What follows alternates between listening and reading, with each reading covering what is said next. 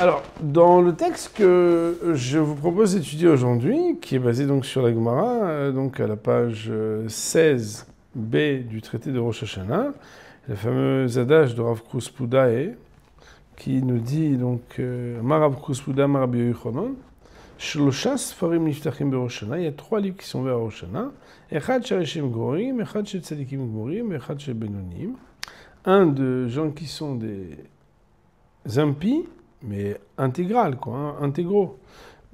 Et un autre des tzadikim gmurim, et un autre des beinonim, qu'on ne va pas vraiment définir, ceux qui sont moyens. Alors, tzadikim gmurim, nichtavim l'altar lechaim. Les tzadikim gmurim, ceux qui sont tzadikim, eux, ils sont inscrits et scellés tout de suite pour la vie. Rechaim gmurim, les rechaim, eux, sont inscrits et scellés pour la mort. Immédiatement. Beinonim, eux, les Beinonim, quant à eux, qui sont ni tzadik ni rachat, eux, ils sont suspendus de Rosh Hashanah jusqu'à Yom Kippourim. Comme vous le savez, mon révérend Boutaï, il y a des fautes, en fait, qui ne peuvent pas être expiées immédiatement et qu'il faut attendre Yom Kippourim. Et il y a des statuts, le statut du Beinoni, celui qui ne peut pas être expié tout de suite, parce qu'en fait, il n'a pas les moyens, par rapport à ses actions, d'être expié tout de suite. Et il y a marqué que si jamais jusqu'à Yom Kippourim Zachou, ils ont été méritants, Nechtovim Lechaim. Mais s'ils n'ont pas été méritants, ils ne sont pas inscrits dans le livre de la vie, mais dans le livre de la mort. Autrement dit, le troisième livre, il ne reste pas indéfiniment, il est entre Rosh Hashanah et Yom Kippour, c'est le livre des Beinonim. Après, il va falloir se ranger dans un camp, Tzadik ou Rachat. D'ailleurs, c'est un premier enseignement, c'est que dans la vie, on ne peut pas rester toujours entre deux situations, entre deux statuts. Il faut choisir son camp, comme on dit. Et alors, bon, il y a énormément de questions sur ce texte et on pourrait approfondir des heures. Mais il y a un point qui est intéressant parce que quand on compare ce texte à la halakha du Rambam, la halakha du Rambam au 3e chapitre de l'Ilchot Shuvah que vous avez lu, le Rambam nous dit que de la même manière qu'on juge un homme pour ses fautes et ses averot, ses mitzvot au moment de la mort, on le fait aussi à Rosh Hashanah.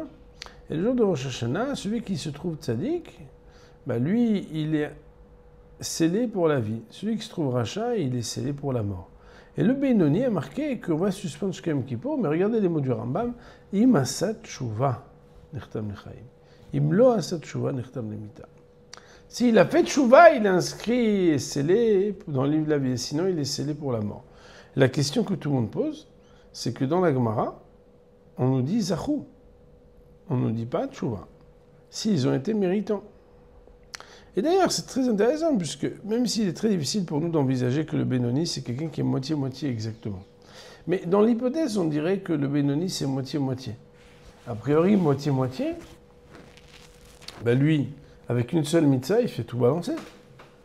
Parce que sur une balance, quand tu es à moitié-moitié, égal, tu mets presque rien, et vous vous rappelez des vieilles balances, là, quand on allait chez l'épicier, et là-bas, tu rajoutais quelques grammes, quoi. Ouais, c'est tout. Donc en réalité, pourquoi le Rambam, en fait, il oblige et trouve nécessaire de parler de la tchouva plutôt que de laisser, tel que la Gemara le dit, le texte de la Gemara qui nous dit être méritant. Être méritant, c'est ajouter n'importe quelle srout a priori. Ça, c'est la question qu'on peut poser quand on lit le Rambam. Alors il faut savoir qu'à cette question, il y a beaucoup d'encre qui a coulé sur ce thème. Et sur cette question-là, entre autres, cette question a été posée par le Rabbi Yitzhak Blazer, qui était un très grand maître de la pensée, qui a écrit un livre qui s'appelle Korfeo, et qui était l'élève de Rabbi Israël Salanter, et qui a dit que, en fait, c'est parce qu'on ne comprend pas la gravité de ne pas faire teshuva pendant les 10 jours de pénitence. En réalité, si les gens connaissent le Black Friday, ils connaissent le Happy Hour, ils connaissent tous les concepts où ça vaut vraiment le coup de profiter des promotions, et peut-être qu'ils ne sont pas assez avisés que les Aseret Yemei Teshuvah, c'est un temps propice pour faire Teshuvah. Ça veut dire que nos Chachamim vont dire, d'ailleurs en utilisant le verset d'Irsho Hashem Bimatso Kiro Bikaro Bioto Karov, le verset donc des prophètes qui dit qu'il faut s'intéresser et se rapprocher d'Hachem quand il est présent et proche de nous. Ce sont justement les jours de Rosh Hashanah et Yom Kippourim qui sont des jours de pénitence, c'est-à-dire c'est des jours où c'est facile de faire Teshuvah. Et nous dit Rabbi Yitzhak Blazer, peut-être que le Rambam ici, on doit le lire en disant que, étant donné qu'il y a une mitzvah tellement facile à faire qui s'appelle Teshuvah, celui qui ne la fait pas, il sera puni par le fait que même s'il fait plein d'autres mitzvot, on s'en fiche de rajouter des mitzvot. La mitzvah de la tchouva, elle est facile à ce moment-là. Celui qui néglige à ce moment-là de faire la mitzvah de tchouva, alors il pourrait être puni gravement. Et c'est la raison pour laquelle le Rambam mettra en exergue ici la mitzvah de la tchouva, parce que c'est un temps qui est propice particulièrement à la tchouva.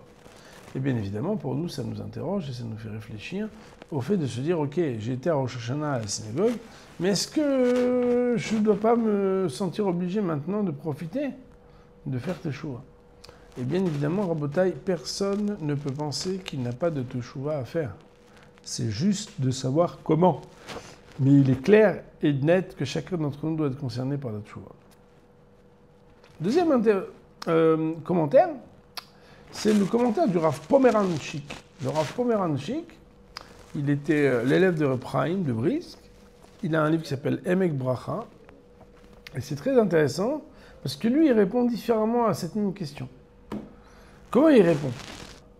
Le Emek Bracha, il dit la chose suivante. Il dit, attends, quand tu es jugé à Rosh Hashanah 5786, tu es jugé sur les fautes de quelle année? 5785. On est bien d'accord. Si tu es passé Beinoni, ça veut dire on t'a laissé ton sursis là de dire, bon... lui, c'est pas encore clair, hein. Il faut le laisser encore quelques jours. Ben, si tu rajoutes maintenant des mitzvot, mais maintenant, par exemple, aujourd'hui, on est le 3 Tishri, Tavshin Peva, 23 Tishri, 5786. C'est la raison pour laquelle ces mitzvot que tu vas faire, comment elles vont pouvoir s'ajouter au compte du 5785? C'est impossible. Il y a une seule chose qui peut faire intercéder par une action que tu fais en 5786 à ton compte de mitzvot et de averot de 5785. C'est quoi? C'est la teshuva. Pourquoi? Parce que la teshuva, elle intercède du présent sur le passé. En effet, une des conditions sine qua non de la teshuva, ce qu'on avait déjà dit plusieurs fois, c'est le regret, la charata. Et nos maîtres vont dire, et on l'avait étudié ensemble quand on a étudié dans Messiat Yesharim le sujet de la teshuva, on avait cité les paroles du Ramchal, Ramoshe Chaim Lusato, qui disait que Akirat Aratson ki Akirat Amaase.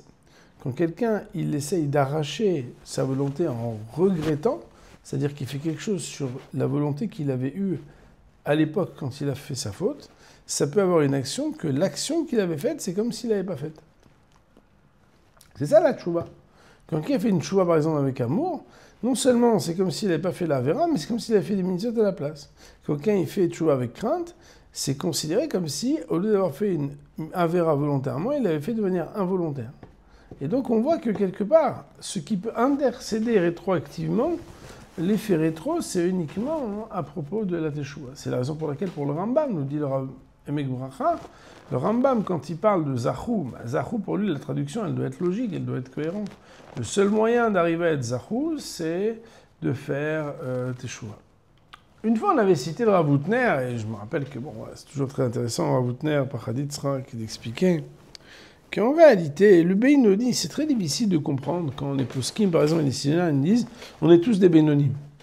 Tous des Beinonim, vous comprenez, avec la probabilité pour qu'en quantité, en qualité, on ait exactement le même nombre de mitzvot que d'Averot, c'est un truc énorme. Surtout que vous comprenez, Rabotai, qu'il y a des gens, par exemple, ils étudient toute la journée, ou ils étudient quelques heures, chaque heure de limoud, elle est des centaines de mitzvot, puisque chaque mot, etc., il y a tout un exposé du Chavetz Chaim à ce sujet. Puis il y en a d'autres qui sont exposés, et qui travaillent dans un monde où ils sont très sollicités dans leur colère, ils doivent s'occuper de personnes, des fois, des situations où... Alors on se dit, ça a l'air quand même très très improbable que tout le monde soit Beinoni. Alors mon Rav, il citait justement cette Gemara dans la Masechet Brachot qui est très connue, qui dit que c'est quoi un tzaddik? Un tzaddik, c'est celui qui est dirigé par son bon penchant. Un rachat, c'est celui qui est dirigé par son mauvais penchant. Et un Benoni, c'est quoi? C'est celui qui, tantôt, il est dirigé par son bon penchant, tantôt, il est dirigé par son mauvais penchant. Et selon cette définition-là, Mori Rabotai, c'est très facile de s'identifier au Benoni. D'ailleurs, le Rav Hutner, il disait que quand on parle de tzaddik et de rachat et de Benoni, on parle de Mida Benefesh. Mida Benefesh, ça veut dire une orientation spirituelle de l'âme, une mesure de l'âme. En disant quoi? Écoutez bien Rabotai, comme c'est très intéressant. Il dit qu'en réalité, qu'est-ce qui te représente le mieux? C'est que par exemple, il y a des gens qui sont super contents quand ils font des mitzvot, et ils sont super tristes quand ils font des avérantes. Et il y a des gens, ils sont super contents quand ils font des averot, et ils sont super tristes quand ils font des mitzvot. Alors celui qui est tzaddik, c'est celui qui est content quand il fait des mitzvot et triste quand il fait des averot. Ça veut dire que pour lui, ce qui le représente le mieux, c'est ses mitzvot. Et celui qui est très heureux quand il fait des averot et très triste quand il fait des mitzvot, lui, c'est l'archétype du rachat. Et le Benoni, c'est quoi? C'est celui qui, des fois, il est content de faire les mitzvot, des fois, il n'est pas du tout content, des fois, il est content de faire des averot, des fois, il n'est pas du tout content de faire des averot. Et étant donné que cette personne-là, elle n'est pas encore bien décidée, qu'est-ce qui la représente le mieux? Si pendant les Aseret Yemetshuva, les jours de pénitence, il rajoute plein de mitzvot, est-ce que ça va changer les choses? Pas du tout. Pourquoi? Parce que l'important, c'est pas que le gars il fasse pas des mitzvot. Il en fait des mitzvot. L'important, c'est qu'il n'a pas encore décidé qu'est-ce qui le représente le mieux dans sa vie. Est-ce que c'est le moment des mitzvot ou est-ce que c'est le moment des averot? Parce que des fois, quand tu vois sa tête quand il fait certaines averot, il est super heureux. Tu dis, oh, lui, c'est un rachat merusha. Et des fois, tu vois, et tu dis, purée, il a fait une avéra. Regarde, non, il est de mauvaise humeur parce qu'il a fait une avéra aujourd'hui. Tu dis, bon, en fait, alors c'est un bon gars. Puis des fois, tu le vois faire des mitzvot et tu le vois, il fait une tête, tu dis, waouh, il aurait mieux fait de pas y aller, quoi. Regarde la tête qu'il fait, il vient en chiour, il fait la tête pendant tout le chiour. Qu'ils viennent pas, ça sert à quoi? Et des fois, tu dis, purée, regarde la simcha qu'il a quand il étudie la Torah, le gars, il est heureux, il est rempli, il est éclairé. Donc il faut savoir, il nous dit le Rav Boutner, le seul moyen de changer, c'est pas d'ajouter des mitzvot, c'est de changer d'état d'âme. C'est quoi changer d'état d'âme par rapport à mitzvot? C'est la tchouva. La tchouva, c'est décider, c'est quoi qui me représente le mieux? Quand quelqu'un, par exemple, il vient et dit « J'aurais pas dû faire ça, j'aurais pas dû être heureux de faire ça, je suis triste maintenant de ce que j'avais été heureux de faire ça », cette raratala, ce regret, en fait, ça s'appelle la teshuva. Et il nous dit « Le Rav, c'est ça, en fait, qui peut tout changer dans la vie. » Et moi, quand on a ces petites réflexions autour de la Seret Yemetshuva, des jours de pénitence, en fait, faut arrêter de faire n'importe quoi. Il y a des gens, ils gesticulent, je m'excuse de dire, à faire toutes sortes de mitzvot pendant la Seret Yemetshuva, mais en vraie vérité, à l'intérieur, il n'y a rien qui résonne. Alors, bien sûr, il faut faire les mitzvot, continuer de faire les mitzvot. Mais, à un moment ou à un autre, le plus important, c'est l'introspection, c'est la remise en question, et celui d'arriver à se connecter avec ce qui est profond à l'intérieur de soi. Ça veut dire, est-ce que ce qui me représente, c'est la mitzvah, ou est-ce que ce qui me représente, c'est la avera?